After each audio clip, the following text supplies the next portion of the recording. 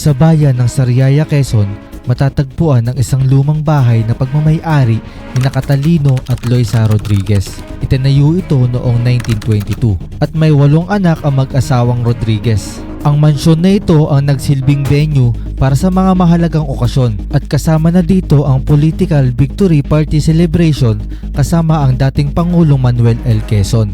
At sa kasalukuyan ay plano ng mga apo ng mag-asawang Rodriguez na gawin itong hotel at buksan sa publiko.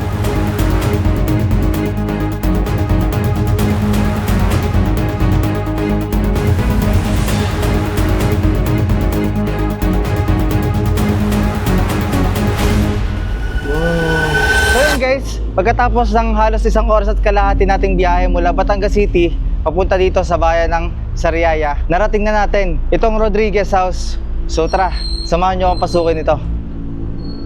So yun guys, kung makikita nyo talaga ay sobrang lawak talaga nitong mansion na ito. At kung makikita nyo dito, pagpasok nyo pa lang dito sa mismong pinto nya, is makikita nyo dito ang napakadaming bote ng mga soft drinks na talagang sinauna pa. Kung makikita nyo may mga Pepsi, 7-Up na talagang sobrang tatagal na. So guys, tara, akit pa tayo. Wow. So guys, ito sobrang lawak niya. Tara. Tapos sabi ng katiwala dito is ito ang pinakang main door nila. Dito talaga sila pumapasok. So makikita nyo din dito, puro kwarto. Ito yung unang palapag nitong mansion na ito. Wow. Yan, katulad ito, may mga kwarto pero halos wala na din siyang mga gamit na. Sobrang creepy ang nararamdaman ko dito guys. Yan, ito guys, kung makikita nyo dito, pagpasok natin, dito sa kabilang kwarto naman, is dito nakalagay, sabi nung caretaker na ito daw ang mga sinusuot ng mga may-ari nitong mansion na ito. Wow, grabe, sobrang gaganda talaga. Kung talagang nakakaangat-angat ka sa buhay nung unang panahon, is ganito talaga ang mga kasuotan nila. Yan, ito. Wow.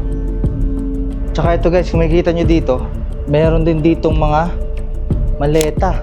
Makikita nyo guys, oh. Lapitan nyo guys. Sobrang ganda. At sobrang, kung makikita nyo dito, sinauna talaga. At ang mga gamit dito guys, isabi dito, is hindi mga replika. At talagang original, na talagang matagal lang nandito. So guys, tara, ikot pa tayo. Tapos sabi din ng caretaker dito, is ito daw unang palapag na ito, is naging tambakan din ng mga palay nila. So ito yung pinakang huling kwarto nila dito guys. Makikita nyo may mga lamesa. Wow. Makikita nyo talaga dito guys, nara ang mga kahoy. At makikita nyo dito yung side nya is talagang matitibay pa. Sobrang tagal na ng mansion na ito. Yan, ito guys, puro lamesa talaga siya. Wala na halos talaga mga kagamitan na natitira dito sa mismong unang palapag na mansion na ito. Kaya guys, tara, akitin naman natin yung padalawang palapag niya. Nakaka-amaze makakita ng mga sinaunang damit pa na naiwan dito ng may-ari ng tong mansyon. Kaya tutungo naman tayo sa ikalawang palapag ng mansyong ito upang makita kung ano pa nga ba ang meron dito. So guys, ito na. Ito na yung packet natin sa padalawang palapag nitong mansion na ito. So guys, tara, tingnan natin kung ano pa nga bang meron dito. At sabi ng caretaker nitong mansyon ay naglalagay pa daw sila ng red carpet dito sa hagdanang ito pagbibisita sa mansyon si Manuel L. Quezon. Sobrang ganda. Makikita nyo dito, madami talagang mga lamesa at mga upuan ang bubungad sa'yo pag akit mo dito sa padalawang palapag niya. At kung makikita nyo, sobrang taas ng kisame. Sobrang aliwalas din. Ang galing lang kasi na-preserve nila yung mga dating mga sinauna pang gamit na talagang wala silang tinanggal dito. At kung makikita nyo, makikita nyo dito guys, ito daw ang picture ng may-ari ng mansion nito. So guys, ito makikita nyo din dito, napakadaming libro. Yan.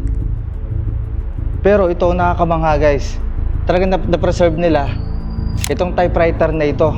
Makikita nyo, talagang sinauna pa. Grabe. Gumagana pa talaga siya. So guys, ito, makikita nyo din dito. Makikita nyo talaga dito, ito pa yung sinaunang music player nung unang panahon. Na talagang, di ba, nilalagyan pa natin ng ganito at para tumunog itong player na ito. Guys, kung makikita nyo, Sinauna pa talaga. Ganito ang ginagamit ng mga dati nating sinaunang Pilipino para makakinig ng mga music. Ayun guys, makikita nyo, napakarami pa. Napakaraming CD. Wow. So guys, tara, may ikot pa tayo. So guys, makikita nyo dito, wala, puro lamesa lang talaga. At eto, sobrang laking salamin. Makikita natin dito. Wow. So guys, ito din daw, ito siguro ang piano nila. Talagang makikita nyo dito is halos sira-sira na din, pero nandito pa rin. Talagang sinauna. So sabi, itong mga picture na ito is ito na daw ang bagong may-ari ng mansion na ito. Yan, yun yung pamilya niya. So guys, sabi dito, dahil na mayapa na ang pinakang may-ari at nagpatayo ng mansion na ito, nangangalaga na ngayon is yung pinakang apo niya.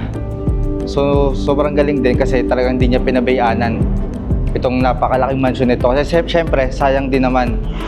Kasi nandito talaga makikita yung ating mga sinaunang kagamitan. So guys, dito, kung makikita nyo din, andito yung mga kwarto niya. Na ang sabi dito, may-ari nito ngayon, is ito daw igagawin nilang hotel. Kasi kung makikita nyo naman talaga, sobrang daming kwarto dito. So guys, ito, pasukin natin. Wow.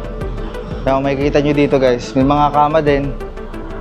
At ito, mga sinuuna pa rin ng mga damit. Yan ito. Sobrang daming, ang gagandang damit nandito. So tara, ikot pa tayo.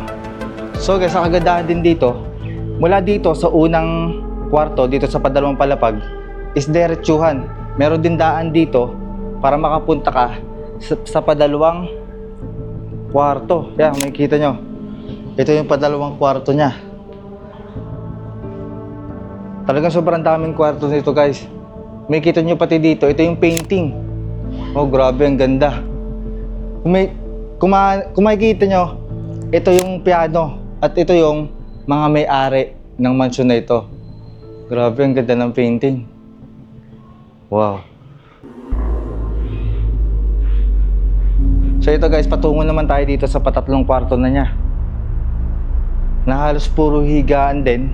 At ito, makikita nyo, meron dito isang malaking aparador. Ayan o, dress worn by the Rodriguez family. Wow. So tara, buksan natin. Wow. Grabe. Kung makikita nyo dito guys, talagang nandito pa yung mga gamit nila, yung mga damit nila. Kaso nga lang, syempre, sayang kasi hindi nila pinaplastic yan. Katulad yan, may mga mantsa na, siguro kapita din ng kahoy. At eto guys, kung makikita nyo, napakaraming sapatos pa nung unang panahon. And guys, makikita nyo, talagang, kung makikita nyo, oh, matigas siya. Grabe. So guys, ito, saraduhan na natin. So guys, makikita nyo din dito, isa ding malaking salamin. At eto, ano ba to, mga gamot o... Siguro guys, ito yung mga pinalalagay, mga langis siguro. Makikita natin, puro parang mga langis nga siya. Na siguro ito yung mga nilalagay dati sa buhok ng ating mga kababayang Pilipino noon. So guys, sabi din dito din daw bumibisita ang dati nating Pangulo na si Manuel L. Quezon. Grabe. Kung imagine mo, talagang hindi basta-basta ang mansyon ng mga Rodriguez. Makikita nyo. So ito daw, dito daw sila kumakain. Ito yung pinakang dining area nila. Makikita nyo talagang nara. Sobrang laki, sobrang daming upuan. Talagang siguro marami silang pamilya na talagang tumira dito. So guys, ito, makikita nyo. Painting. Grabe, ang ganda din. So guys, at saka sabi ng caretaker dito, ito daw na mansyong ito, isitinayo noong 1920 pa. Imagine nyo, sobrang tagal na. Pero makikita nyo, sobrang ang gaganda pa rin at talagang buong buo pa rin yung mga kagamitan na nandito. So guys, dito, ito yung pinakang huli na ito daw, ang pinakang kusina nila. Wow, grabe. So ito daw, dito daw sila nagluluto. Na naglalagay lang sila dito ng kahoy. Tapos, dito na sila, ito na yung pinakang lutuan nila. At ang nakakamangha dito guys, pwede mo siyang i-adjust kung gaano kalaki yung lutuan mo. Kung makikita nyo, yan. Pwede natin i-adjust So yun guys, sumikita nyo yan. Sobrang galing nito. Ngayon ako first time ko makakita ng ganitong lutuan. Talagang sobrang tagal na nito. Grabe. At ito guys, sabi dito, ito daw ang ref nung unang panahon. Buksan natin. Wow. Yan. So guys, dito daw sila naglalagay ng mga pagkain.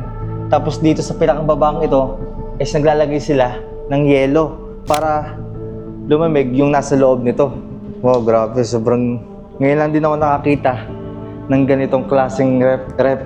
So sabi dito guys, itong Mansion Rodriguez na ito, may secret tunnel. At sabi ng caretaker dito is nasa baba yun. Kaya tara, puntahan natin. Ang mansyon na ito ay puno ng kwento at alaala. Bawat sulok ay tila bumubulong ng mga lihim na nakatago sa takbo ng panahon. Ang mansyon na ito ay isa sa naging saksi sa mga mahahalagang pangyayari sa kasaysayan ng bayan. Ngunit sa kabila ng mga misteryo at kwento ng nakaraan, ang mansyon ng mga Rodriguez ay nananatiling simbolo ng yaman ng kulturang Pilipino. So guys, dito daw yung pinakang secret tunnel nitong mansion na ito. Kaya tara, silipin natin. So di ba guys, galing na tayo dito kanina. Pero hindi ko din namalayan na nandito pala ang tunnel na sinasabi dito. So, ito ata yun guys. Tingnan natin. So guys, kung makikita nyo, meron siyang mga bisagra na talagang siguro ito dito inaangat para dito sila makapagtago. So guys, tara buksan natin.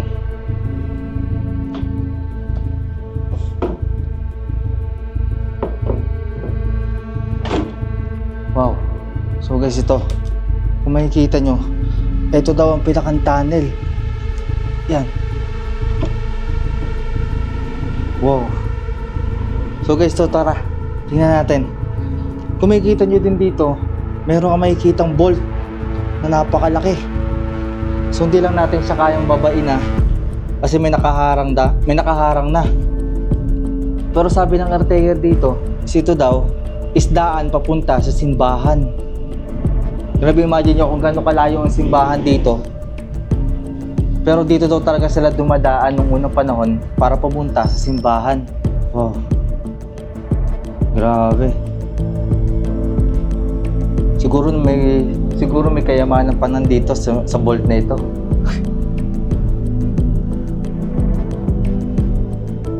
So yun guys, naikot na natin ang buong mansyon ng mga Rodriguez dito sa Sariaya, Quezon. So yun guys, kung meron pa kayong gusto na puntahan nating mga lugar, isi-comment nyo lang sa comment section natin. Thank you. Isang pagninilay sa ating mga ugat na kasaysayan. Isang paalala na kahit gaano pa man kalalim ang mga alaala, ang bahay na ito ay tahanan pa rin ng mga kwento ng pagmamahal, pamilya at pagkakaisa. Kaya't sino nga ba ang hindi matutokso na pasukin ang sinaunang mansyon na ito? Isang paglalakbay sa kasaysayan, isang pagkakataon upang maramdaman ang ugnayan ng nakaraan at kasalukuyan. Isang kwento na patuloy na isinasalaysay mula sa nakaraang henerasyon hanggang sa bagong henerasyon.